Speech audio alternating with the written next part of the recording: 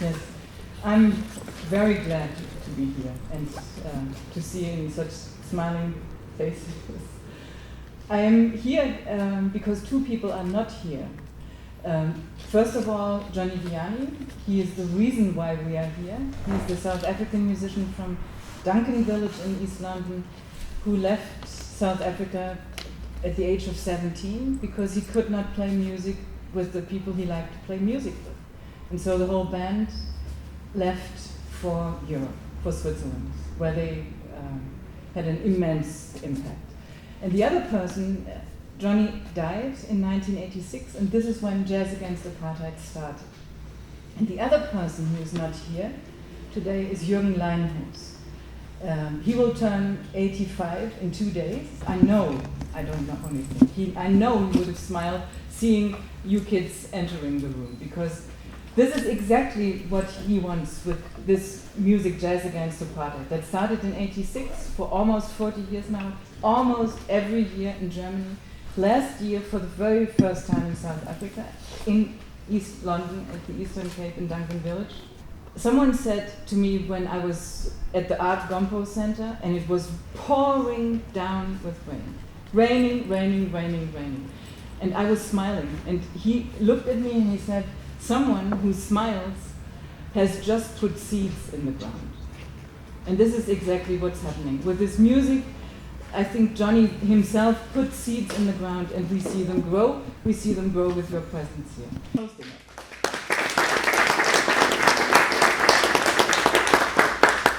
Thank you so much, Elizabeth.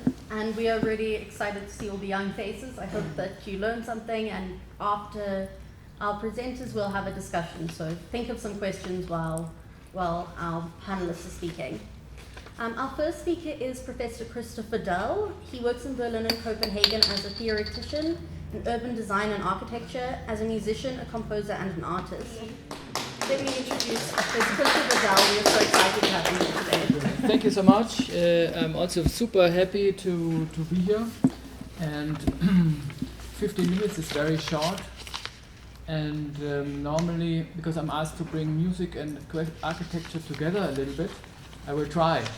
Normally, it's separate for me. That's one is that job, and then it's the other job, and that's so the other thing you will hear tonight anyway with the playing. So I will start out with some questions about architecture and planning, urban planning, and then try to switch over to the music if I can. At the moment, there's a shift happening in the theory of architecture and urban design, and this shift is connected to a principal question, and this question is about how to inhabit the planet. For a long time in Europe, the question of habitation was a function, for the urban planning. You would have, in the 20th century, you would plan the city in the way that you have different functions. There is the habitation quarter, there's the production quarter, there's the leisure quarter, and then there's the traffic between them. That's the whole concept of how you order the city in Europe. And that has a certain framework to it, means that there is a space as a neutral container outside. And as a planner, you sit somewhere in the office, connected to some rational space. You get the info from somewhere, and then you project it on the space. And the whole technology and the knowledge framework is kind of based on this way of looking at the world. Lately, it becomes more and more clear that this does not work out at all anymore. And this has very much to do with the question of inhabiting. How do we inhabit? And we see, especially also at the moment in Europe, the question that to inhabit, to work, to mingle, to live, all these aspects of life come together in one flat. You cannot say this is that and that is that, but it starts to overlap. Everything overlaps. And so new categories of space are happening. And with that we have to ask anew, what does it mean to inhabit? And that leads to the next question, how to inhabit the planet together, what Achille Mbembe has called the question of the universal community, which is connected to the dwelling in the open, or inhabit the open, which cannot be solved by border, by isolating, by externalizing, by like that. But we have no alternative than the open. We can only try to find out how to inhabit the planet together. It is not possible otherwise. But if this is true, then the whole epistemological framework of how we understand the space collapses. Then space is not a given outside, but it is something that is produced collectively every day. We cannot not produce space. Everything we do is a contribution to the space that exists. And that is something for, on one hand, it's a very emancipatory news, epistemologically, but it has a lot of difficulties that will be only solved in about 50 or 100 years. Because if you think about it, that in the planning has developed in Europe since 500 years with that concept of externalization and projection. Now all the technologies, all the instruments, like a floor plan, like a section, like a projection, like isometric drawing, all these techniques have now to be reused in a completely different way. And that is something that is hardly tackled. I mean, one thing that happens, for example, now in Germany is that they want to shift from building new buildings to work with the existing buildings. Because if you build a new building, even if it's energy proof, you cause so much CO2 damage and so much garbage, which you don't even realize because you think it's a tabula rasa. You just out and you do new, and then you just don't see what damage you do. And now when you start to see the damage, you say, okay, no, I don't want to do the damage anymore. So how can I work with the existing? They have to completely learn to understand what exists. That's a completely new thing. Instead of finding out a new solution, a new design, a new great world, a new something. No. But what is here at that moment, here happening with us, means that with the students I now go out to flats and see how people dwell, how people use the space.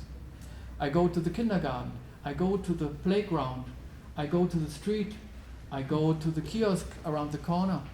And for the students in the beginning it's very hard because they don't see anything, they think it's super boring, and they want to go home and draw a fantastic museum, a fantastic highway, a fantastic Olympic stadium. I say, no, it's not what we need. What we need is to understand what's happening, and then with a very minimal change, make it better. With a low cost. Because there's already so much energy in all the work that the people put in to make it work, that it's there, which you normally don't see. So that's a complete shift. And I now try to make the link, because I make it short. You know, it's a big theme, and if you want to read about it, I wrote books about it, blah blah. I want to go now to Steve Biko, to John Diani, but it's connected to Steve Biko because when I was young, there was this church movement in Germany. It was against apartheid, movement against apartheid. and it was a Protestant church, and they translated the book I Write What I Like of Steve Biko. Very fast. It came out in London in 78. It came out in Berlin 78 also. And that's what we read in school. in religion class, we read Steve Biko, I Write What I Like. And I read it, I thought, I go bananas. I never thought this is possible. That you can claim your right to say what has to be said, even though the whole framework around you says the opposite, which I felt at school was completely wrong. What I thought, what the teacher said was completely wrong. They never talked about the exploitation. They never talked about the ruining of the planet. They never talked about how the city goes down and everything. I didn't hear anything about it in the school. And suddenly I read this about what all the things that go wrong, but in a very empowering way. Not in a victimized way, where I say, but I write what I like. And I bring people, because that's all about the student movement and how to create a student movement that has a certain power, that is a power stronger than itself, by connecting people with a certain framework in an interest that is open for discussion, open for developing how we want to live together. And that was very, for me, all my life, because my parents always said, you play this jazz music, it will not happen. I say, I play what I like. No, because I knew it from childhood. I knew it's possible from that book. And then when I became a professional musician and all that, and then there was this workshop, Johnny Diani workshop in Frankfurt, and that was very much connected to that apartheid movement, where I read that book and I said, I want to check it out. I went there, and there was John Chikai, Harry Beckett, and all these people, and they told us all about the music about Johnny Diani, and I said, oh, this is wonderful. I want to be connected to them. So I became part also of that group, which was for me a big honor to play the last 30 years with Makaya and Choco, with John Chikai, with Harry Beckett, and then the people who came after, like Daniel Guggenheim, Alan Jacobson, and Claude Deppa, now also Christian Living and so on. And there's one little thing, epistemological thing, that I want to emphasize. The compositions of Johnny Diani are exactly about how to inhabit the planet in the open. Because these compositions are not closed. They are full of knowledge, all the knowledge that Johnny Diani collected in his life. And if you see now, Stu and Douglas now made the effort to really make that book. I really recommend it to you, the songbook of Johnny Diani. And when you read these compositions, they're only 1 page long. It's not like in Europe where you have a plan for 500 pages to play and everybody is streamlined and the space of music is already produced, and you just do that and you never ask why, you never ask what, but you just play it. And in Johnny Diani's music, you cannot play it if you don't ask why, if you don't ask what, and you don't ask who. It's impossible to play that music. So in that sense, this music of Johnny Diani is something that the planning department can learn a lot from, and maybe that's a small outlook to how this is connected. Thank you. Thank you so much.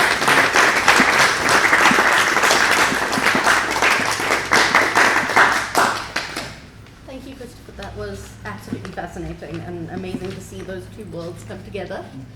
Our next speaker is Joe Turpin, who's a visual artist whose research practice focuses on historically charged narratives and semiotics as expansions of painting. So I'm here to speak about art as cultural resistance, which is a very broad topic over time and space, which, like you said, you can't help but create.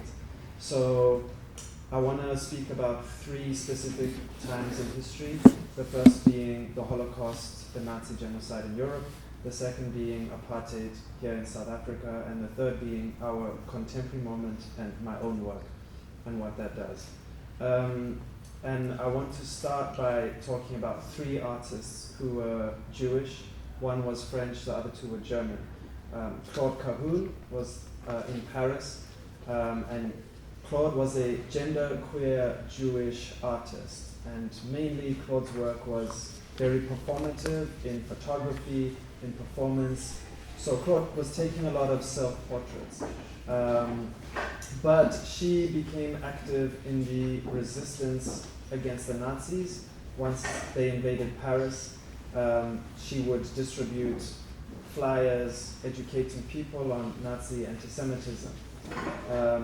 And Claude has become a very recent artist that people are now looking at, not only when it comes to one's identity, especially in the LGBTQ community, but also for Jewish artists to look at those activists who were fighting against Nazism at the time. I might also just add that it's very strange to be speaking about artist practices without showing you any of their work or having a projector, because the reason they made art was because that was the only way they could communicate their intentions. If they could write about it, they'd be writers. If they could put it in music, they'd be musicians. So we're going to hear a lot of jazz today. But I wish I could show you the work. But anyway, I encourage you to jot down the names of the artists that I speak about and go online and look at their work, go into the library, and maybe some of it will be here at the Holocaust Center as well. So moving on to Germany, the two artists I want to speak about, the first, her name was Charlotte Salomon, and Charlotte was a watercolor painter, and she put her whole life story into a series called Life or Theater, and she kind of viewed her own life as a production of sorts. And Charlotte ended up trying to escape the Nazis from Germany. She went into France and she moved from Paris further down, painting the whole time. Eventually they caught her and she died in Auschwitz, the concentration camp at the Nazi hands, and she was actually pregnant when herself and her partner were put in the gas chambers and killed that way. But before that, she left behind all these paintings with a woman who was sheltering her in the south of France, and she said to that person, "God, these, this is my life." And so today we know about Charlotte's life story because of that moment of handing over the work. So thinking about being an artist at a time of persecution and cultural resistance, you are rolling up your canvases, you're taking them with you on the run because people are coming to kill you. You're leaving them behind with friends, or you're just leaving them behind, hoping that whoever finds them will take care of them. But nonetheless, you're making work constantly along the way. You don't stop producing that work. So Charlotte's paintings are very poetic, they're musical as well. They're about what she faced as a Jew during school, her friends no longer wanting to play with her, the death of her mother, and the Nazi rise to power in Germany. The other German Jewish artist went by the name of Felix Nussbaum, and he also did a lot of self-portraits, but his work can be seen as very macabre, very scary. He was showing the reality of what it was to be persecuted as a Jew by the Nazis, what it was like in these transit camps, these concentration camps. You know, he painted people with very skeletal features, looking like skin and bones because of how they were suffering, including himself. He also died in Auschwitz, if I wasn't mistaken, I think before Charlotte herself was murdered. So when I was studying in New York, I did a series, and now I'm going to move on to Apartheid in South Africa, that compared the work of Felix Nussbaum with that of Tami Miele. So some of you might have heard of Tami Miele. He was a South African artist and writer, brilliant artist. He would draw, he would paint, but he would also do printmaking. And Tami was part of starting what became known as the Medu Art Ensemble, and he did so. Some of those artists are still with us today, like Judy Seidman and Gwen Ansel. So when I was at WITS, we met with Judy and Gwen, and they spoke to us about Medu. But Tami, like many other artists in Medu, went into exile in Gaborone in Botswana, and the South African Defense Force actually raided Medu Art Ensemble and murdered Tami and everyone who was there. So I was looking at Tami and Felix as artists who were murdered, as cultural resistance workers, portraying their precarious situation. But before that happened, Medu would smuggle in resistance posters that they would print in Botswana, and they would send them into South Africa. Similar to Claude Cahun in Paris, you think about the poster as an effective method that can be mass printed and distributed to the masses. Because people also say art is inaccessible to the masses, especially at a time of political resistance. How we can't understand conceptual art. What is this language? We don't know what we're looking at. But screen printing, making posters with slogans, with images, you think of the fist, you think about the workers. So Tami was very involved at the end of his life in that kind of mass action of smuggling the posters into South Africa when they were banned and distributing them. And there are many other artists working at the time of apartheid in South Africa who went to exile. Cyprian Shilakwe, Dumile Feni are famous ones. And their practice was about depicting the daily life of Africans under apartheid oppression. And it wasn't only visual artists, there were photographers as well. Ernest Cole as well took to New York his body of work, House of Bondage. And that really exposed the international community. You mentioned the anti-apartheid movement in Germany. What does our daily life look like? Because again, images were censored by the apartheid government. Images were censored by Nazi Germany. So to find methods of getting them out of that country to let the world know what was going on. Art and artists played an important role in that. It wasn't only the politicians, the freedom fighters, the musicians, the poets. We must also look at that multivariate approach to educating people. And then I'm not sure how much time I still have, but if I can touch on my own work and the contemporary moment. So I was at WITS during the time of Fees Must Fall and Roads Must Fall. So there were campus shutdowns across WITS, across UCT. And us in the art school, we didn't want to abandon our studios at this time, though other students were not coming to study. So we thought, okay, so we don't have class, but what can we do with our work? So some of us decided to make our whole practice about that. And then you go into theory. We're talking about Fees Must Fall, which calls for free education, decolonized education on the African continent. So you end up reading those theorists who talk about decolonization, Fanon and Amy Césaire and others. You internalize that, you put it into your work. But immediately on the ground, when you're hearing bullets, and gas canisters on main campus, and it's happening right in front of you, you can't just go and read Césaire. There's almost no time for the poetic side of it. So one of the things we did, this was in 2016, was we just made a poster using the acrylic paint that we had and a big piece of paper. And we just said that the art school was a safe space. There were no police, there were no guns, but there were also no problematic students or lecturers who were going to come and tell you to stop protesting because they want to write exams. So that's kind of what the climate was. So we put that poster up outside the WITS school about talking about music. The biggest profile that moment had was Simpiwe Dana, the singer, came to see Fees Must Fall, and she took a picture standing in front of that poster, which again reaches different masses. Now you can talk about how pop stars want to co-opt the struggle, and that's a separate conversation. But that's the thing, it was this moment where people who had following and had a voice wanted to come and lend their solidarity with the students who were protesting, and then by extension the artists in the art school as well. So it had a profound effect on me, and I like to work in archives looking at stories of persecution and migration, anti-Semitism, but also racism.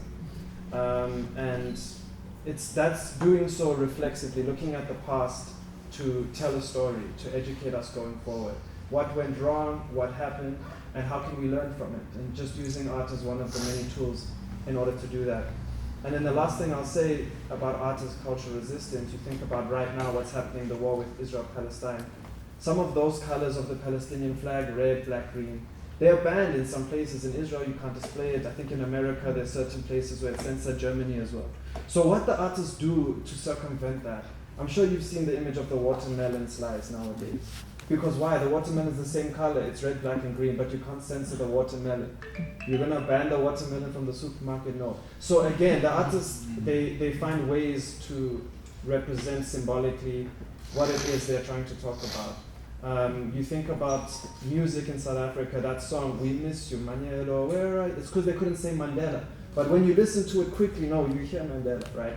So again, you find the ways to assess your own situation, but in a manner that is creative and in a manner that is poetic. So thank you for the platform to speak.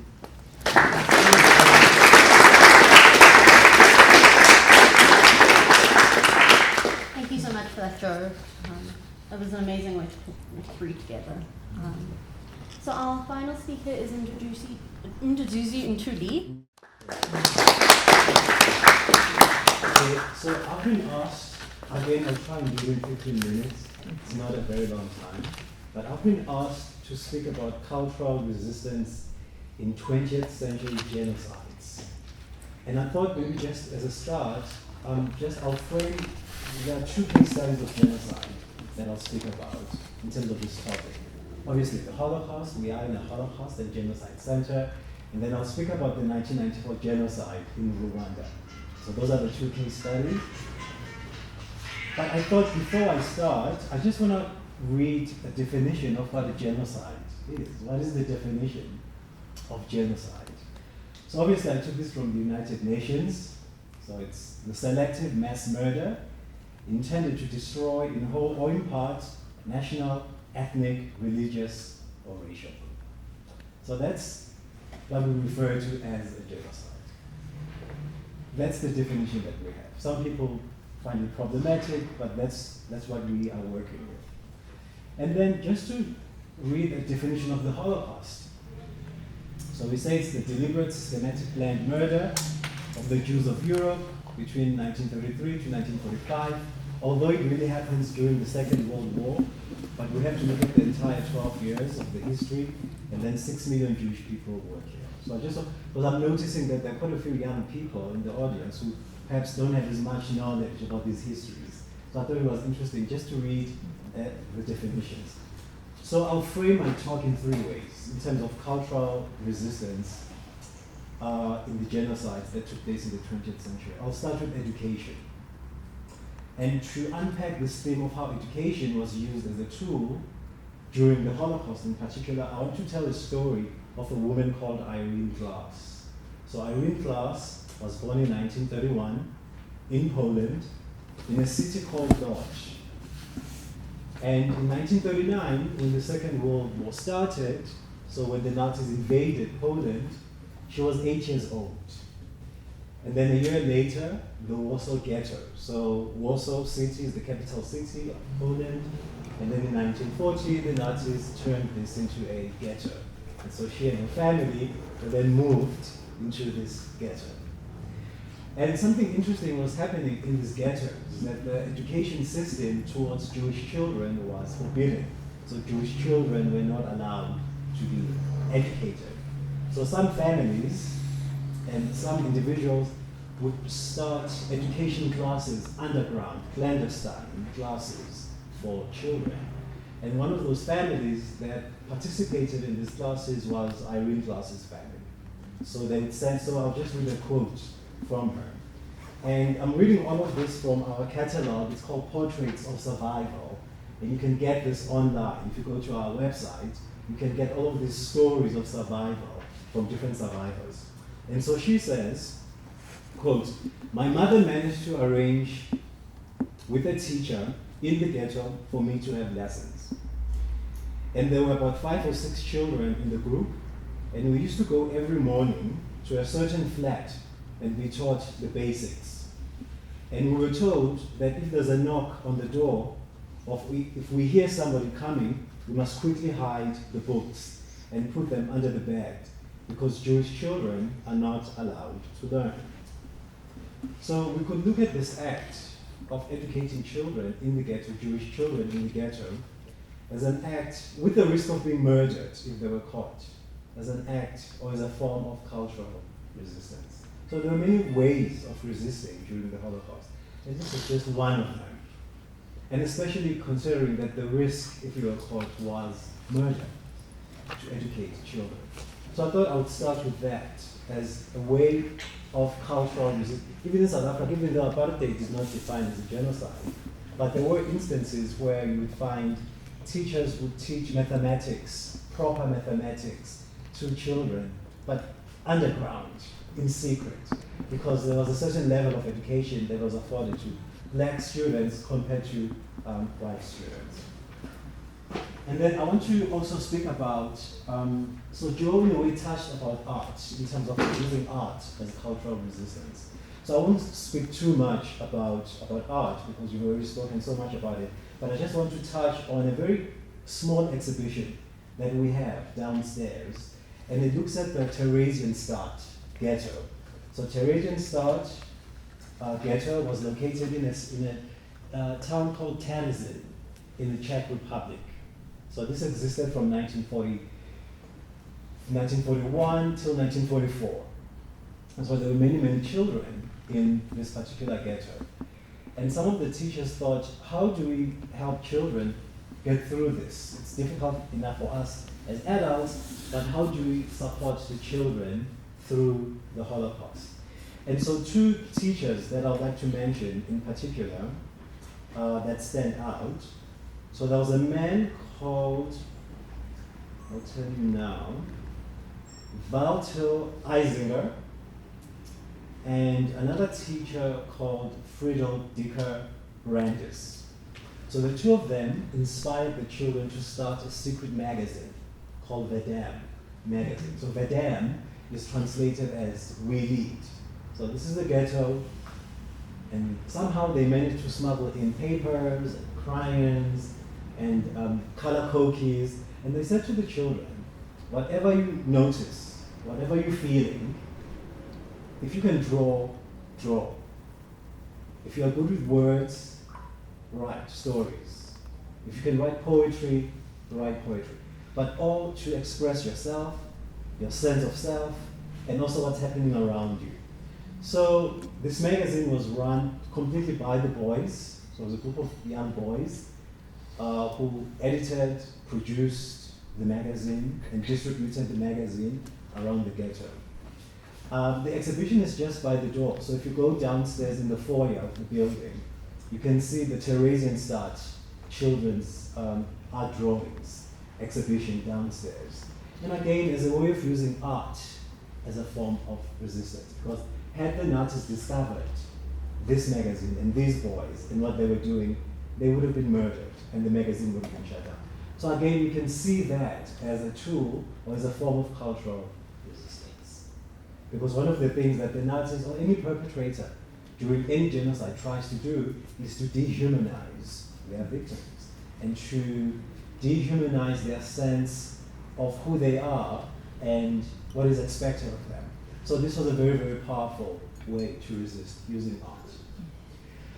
And then lastly, I want to speak about identity. So as a third way of cultural resistance, using identity. And this will take me to Rwanda.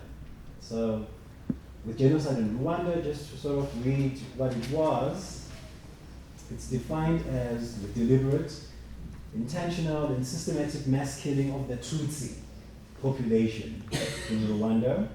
So at least in 3 months, so from April till July, so let's say 100 days, almost 1 million people were murdered in Rwanda in 1994 because they were Tutsi. So it was Hutu extremists targeting the Tutsi population in Rwanda. And so how do they resist? How do you apply cultural resistance in this situation? I want to speak about a man called Damas Kasimba. So Damas Kasimba was a man who was born in 1961. He was a Hutu man, so he was safe, but his parents ran an orphanage. And the orphanage really was just to help the neighborhood children who did not have parents, who did not have families, survive. So the capacity of the orphanage was about 60. So by 1994, before the genocide started, there were about 60 children in this orphanage. But then when the genocide started, and then desperate Tutsi seeking refuge arrived at this orphanage, the number grew to about 400 people in this tiny, tiny little orphanage. And so one incident that stands out for me in terms of the story is what Damas and his brothers did when they were running the orphanage. So they told the children that all of you are Rwandans. So instead of saying to the children, you are Hutu, and you are Tutsi, they told the children that no, we are all Rwandans. So when the militia came to the orphanage to try and kill the Tutsi children, so they instructed the children to divide themselves into Hutu and Tutsi. So they said all the Tutsi children this side and all the Hutu children this side. And so they gave this instruction to the children, but the children couldn't divide themselves between Hutu and Tutsi because they didn't know what Hutu and Tutsi were. So through that unification, through saying, no, we're all one, we're all Rwandans, through that identity, manipulating that saved the lives of these children, because eventually the militia left because they didn't want to take the risk to kill innocent Hutu children. So eventually they left. So again, using that identity as cultural resistance. So I thought of using these three themes to try and sort of bring this together. Even though I'm not an artist, and I just barely touched on art as a form of resistance, but I think since we are in a Holocaust and Genocide Center, how do we bring all of this together? And also maybe to be careful of using those words, genocide, Holocaust, to make sure that we know what they mean, so that when we apply them appropriately in situations that are genocides, so that we don't have any confusions. Thank you. I wanted to mention that.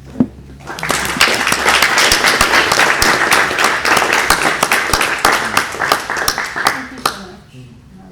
And I think for me, and Stroh mentioned this earlier, one word that comes to mind is interconnectedness. All of you have spoken about different things, different struggles, but it is also interconnected. And I think I wanted to ask, first say that I think identity for me was what was pulled out as something all of the people you speak about, it's about clinging onto identity, but not only as a person, but as someone who creates and is not only, one human, but a human in a collective that can then share experience. And I wanted to ask all three of you, how do you think today, with social media, how do you think that sort of shifted the ways in which we share experience? And do you think that influences how art is made nowadays and how music is made in resistance? I want to start to answer your question. Language, to be very careful with the use of language, to use critical thinking. So now, sometimes when in some institutions, when propaganda language is used, everyone who maybe does something you don't like is named as a Hitler. So Julius Malema is now Hitler. So the language that we use and who we use it towards. So social media is very powerful in that sense. Especially now with the wars that are happening globally. How do you safeguard that propaganda language? And how do you make sure that young people can use their critical thinking to differentiate that is propaganda language, I should be careful of that. Or maybe that is, how do you encourage young people to either do research, and not to apply easy answers to very complicated, very difficult questions and events.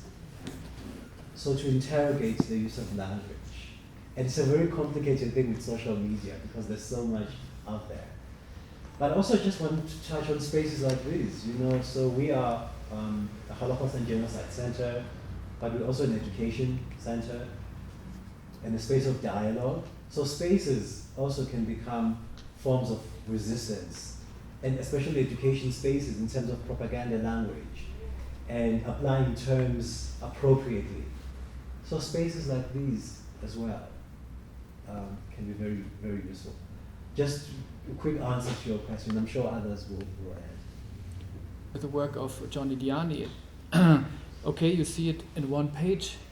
This song for Biko, for example, it takes a lifetime to do it. It takes a lifetime to write that song. It takes a lifetime to play it. And you cannot do it in one Instagram post. It's impossible. And that's the same for me with the students in the architecture planning department, because not only the social media, the digital in general is so fast that you can even ask the artificial intelligence now to make you a great floor plan. And when you see also the advertisement for new planning habitation, you get these renderings, and these renderings are so produced by algorithms that you think, oh, that's how I want to live. but you don't even see that it's produced by the algorithm. You don't see that it's a collage. You don't see that it's a fake. You think it's real, and then the algorithm pre-lives your life. And to cut that off, then I really emphasize, then that's just your second point, to go with the students to the what I call the scale 1 to 1. Means right here. Instead of, here, real scale, and I push the whole city of Johannesburg, and then we do the bridge there, we do stadium there, museum here, and then. No, we are here together. And what does it mean to be here together? And I think in that point also the music becomes more and more important also for me at the moment, because for a long time I thought, oh, what can an art practice do as a resistance? It's always instrumentalized for something else. But for example, the music, it's always about being together at a space. And then for me that's most powerful ever. And then when you start to discuss about the music, you can also start to discuss about the epistemological frameworks. How this music is made, for example. And what is a composition? How do you play together? Why and how does that work? And I think that's really something that will be a lot more important, especially in the time of social media, how to meet together 1 to 1. And I would like to add, when I met Johnny Diani, I met him a few weeks before he died in Frankfurt in the Jazz Cellar. He was playing the double bass together with a German bass player, Peter Kowald, free improviser, 2 giants of this instrument. And I was there for the very first time listening to this kind of music, and you could listen to the roots where each of them was coming from. That was an incredible experience. And I think this almost bodily reaction to the music, this complete reaction, which involves your body, it involves your brain, it involves your heart. You cannot, I think, subside, or how do you say that? You cannot replace that with a social media experience. So I think this life experience is extremely important, even though you're only a listener. Because by listening, I think you do, if you listen carefully and you're there with all your heart and your mind, you influence what the people on stage do, the musicians do. I don't think this is too much of an egotism to say. I think it is an interaction, and you become aware of that. And it's a life experience that stays with you all your life. It stayed with me. That's the reason why I'm here, because the bug caught me, and this is why I'm supporting this movement. So very strong emphasis on being there. I'm going to answer your question about social media, but my answer is like jazz is going to grow wings and just go somewhere else. So social media, it's what Nduduzi mentioned, it's language and it's images that's being distributed, that's being shared, and so therefore it's very political. And people, on the one hand, will find their allies, will find their friends, will find their community. But people, on the other hand, will be isolated from other communities and might find enemies as well.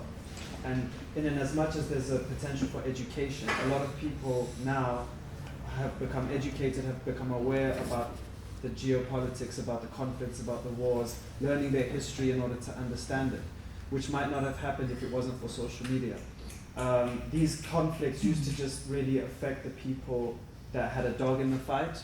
If you were Israeli, if you were Palestinian, if you were from somewhere else, it might not have bothered you.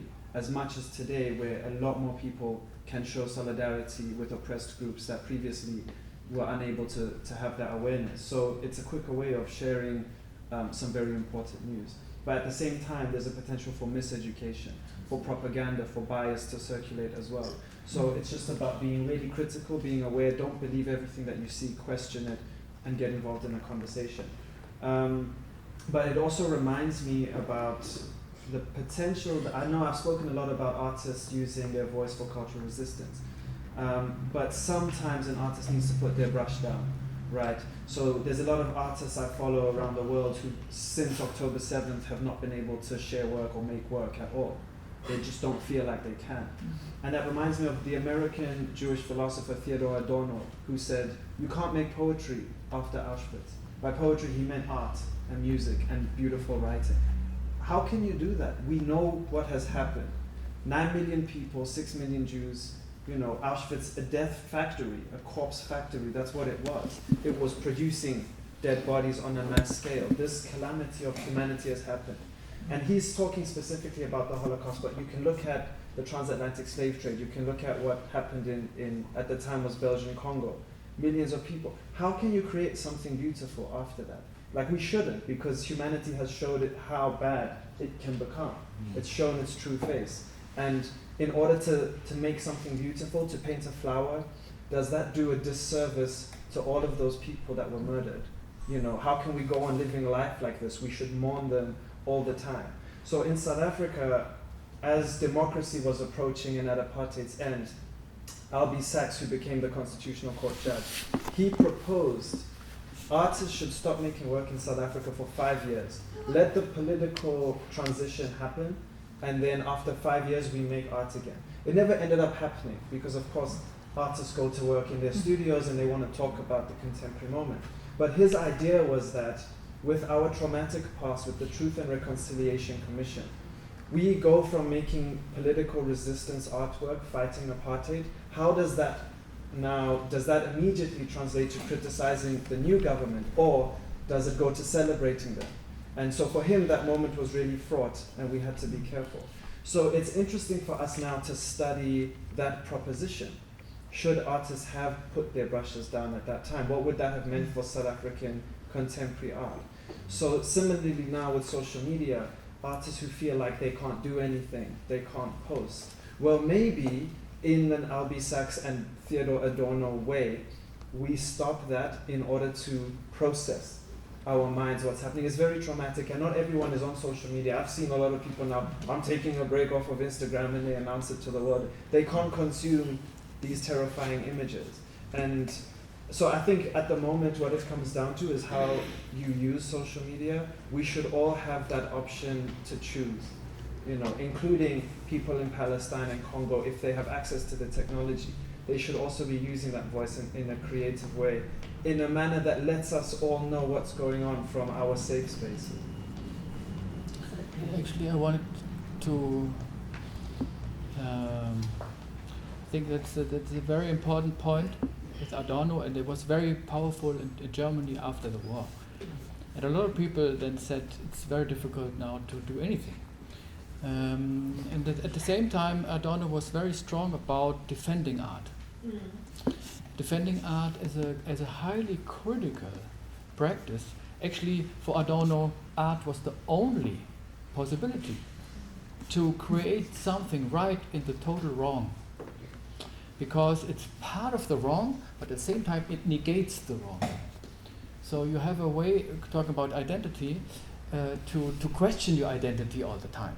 And that's a very powerful way of critical thinking. And I think it also was important that Adorno saw a certain way of depoliticization of the politics through a capitalism, a new way of capitalism, which is what he called cultural industry. So he said there are 3 hells on earth. One hell is fascism, one hell is the administered world, and the third hell is cultural industry.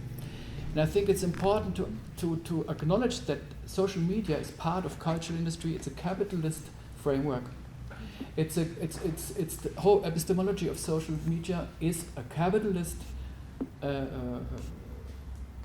depoliticizing framework. And in that sense, probably also it will be a fight in the future to create an internet or whatever that is not private. That with every social media post we do for the better, we actually finance the people who destroy the planet. So I think there's also a big contradiction in that, how we maneuver in the future. Thanks. That was beyond my dreams of answers. Those are really, really interesting and I think very important. I now want to open up for questions from the floor. So anyone? Yes? You want to comment and well, I don't need to. Mainly a question, if possible. Well, I feel I have to channel Giselle Wilson and let Joe know that your mother's happy. Okay? Thank you. So this interconnectedness in terms of space and place is really important. I spent the 70s outside of South Africa, and Christopher may remember Ricardo Bofill from Target Architecture. I worked with him in Barcelona because the then, I'm assuming ANC, but they didn't proclaim that in the 70s, felt that I wasn't useful for them in terms of my work or whatever I wanted to do. I was a scientist, but to balance that off, I was a dancer. And so being a dancer in London, and therefore being gay, I was seen as a weak link. So I wasn't used in the way that I could have been. The only way in which I could express my political views with a lowercase p rather than a capital P, and I was a Bikoist from then, from the late 60s all the way through, was in fact joining and contributing to what Ricardo was trying to do in the 70s. I worked with him for 3 months, when he used to pull together teams of people with all sorts of different creative skills.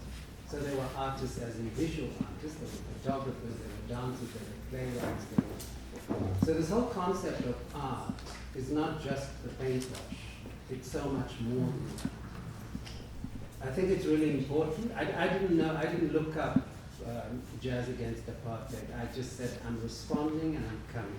So it was before I saw your post, Joe. And once I got here and after hearing people speak, I actually find how that unspoken connectivity had actually expressed itself into me and through me to be here because it was so relevant and important. And I think all the points that you've made have been really important for now and for what is past and for what needs to be. And in terms of social media, I'm completely in agreement with Joe there. I'm not one who's going, I mean, I taught as well, so I kind of know the principles of pedagogy. I don't think that it's only the negative, because that's what's so easy to respond to. There's a whole lot of positive. And if we prepare to give it the time that it needs, because education needs time, and if you're going to do that on social media, then know that it's going to cost you. As it has done for various of us. I've taken up people and said, okay, I'm going to stick with you on this and go through the education process, or the enlightenment process, or putting light on. It's worked in some instances, and it's worked very well. So that people then will come back to you in real life and say, actually, thank you for saying that, because I hadn't thought about that particular aspect of possibility. So I think rather than wiping it aside, it's kind of the story about baby with the bathwater. You know, hold the baby back and throw the bathwater out. So comment, I don't know, but yeah, there you go. I've said what I need to, but thank you. I really enjoyed the panel. Thank you so much. Anyone else? I suppose I'd like to ask something about the music, Christopher. I know you spoke about this trend in architecture for using existing buildings rather than just recreating new, and it seems to be what you've done with Johnny Diani's work.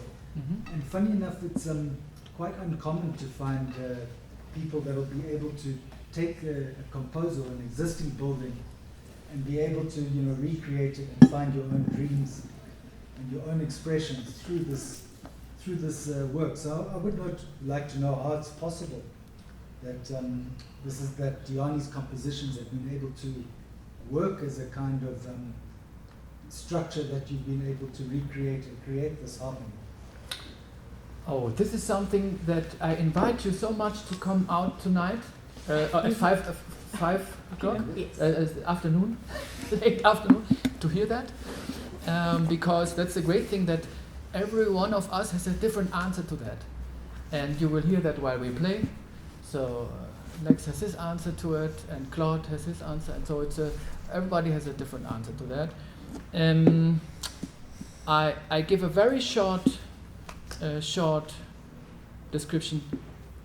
It's expanding the notion of composition, because the old definition of composition was you write it down and you play what is written, and what is not written you don't play. And the power of this musical space is solely given to the composer, the author. That's the structure of the old definition of composition. The new definition of composition, inhabiting musical space together, is what is in the music of John Diane, is he gives us certain elements. I like a building.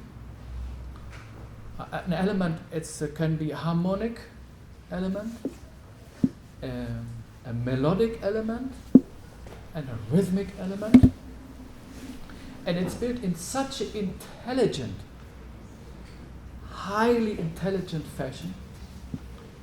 And this we will discuss in the workshop later on, so please also come to the workshop, in such a fashion that we can inhabit it and write the composition on together into the future.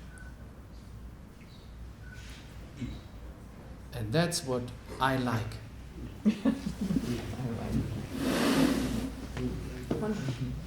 Anyone? Good morning. My name is Jesse Muhali. One of the things I do is playing bass.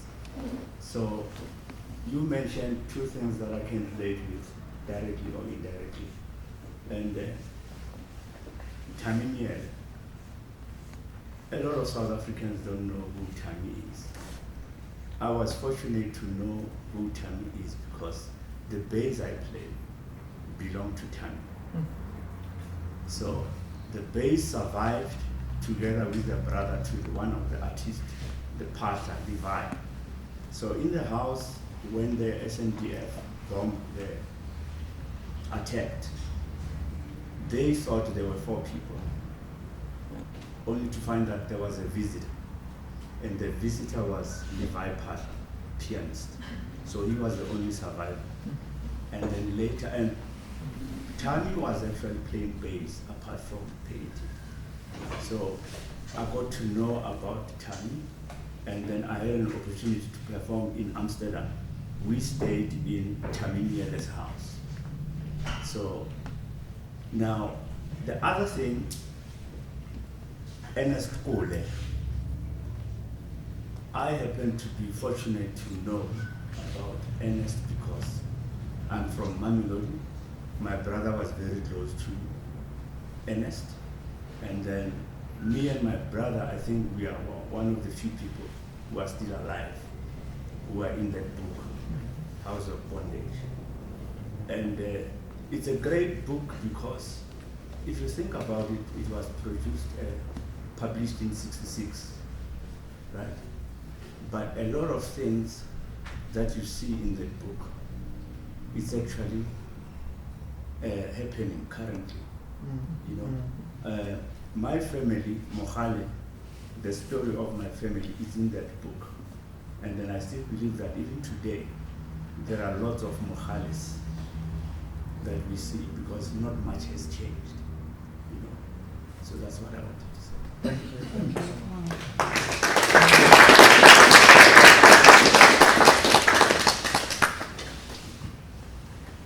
Any final questions? We've been sitting for a while, so if there are no more questions, I just want to thank everyone for coming. It's been a really fascinating panel. I have 1,000 more questions in my head, but I won't bore you with them. I'd like to thank a few organizations and people who made this possible. First, thank you to the panelists, to Professor Christopher Dell, to Elizabeth, to Joe Turpin, and to Vivian Chugi. Thank you so much for sharing your knowledge and your ideas with us. I'd like to thank Jazz Against Apartheid for putting this all together. As the Johannesburg Holocaust and Genocide Center, we're incredibly excited to work on this collaboration and bring this interconnected history together through music, through art. And it's been a really wonderful experience working with Jazz Against Apartheid, and I'm looking forward to the rest of the day. And definitely come this evening if you can. You can pay for tickets, they're free tickets, whatever suits you, whatever you want to do. We want to welcome everyone. I also wanted to thank, and I'm sure mess this up, but Culture in Ghetto, it was terrible. The Hessian Ministry of Higher Education, Research, Science and Arts, the Protestant Church, and the German Embassy in South Africa for making this all possible today. Thank you.